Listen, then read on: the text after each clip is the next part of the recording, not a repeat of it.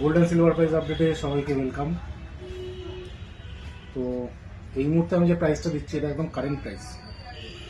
Fine gold আর সিলভারের কথা বলছি।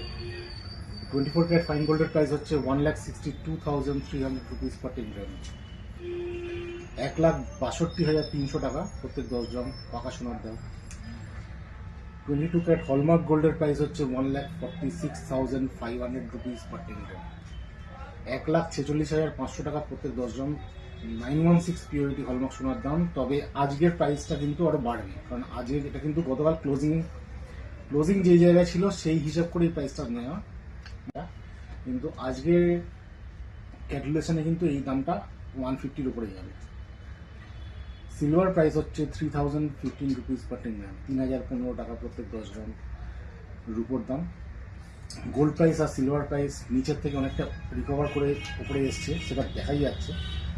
তো গতকালই বলেছিলাম ট্রেনটা এই ট্রেন বেশি দিন থাকবে না, ডাউনফল একটা ছিল, বাজেটের পর একটা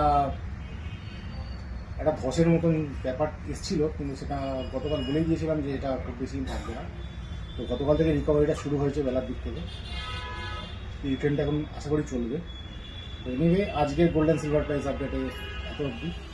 আগামীকাল আসছি নতুন golden silver price update. Thank you.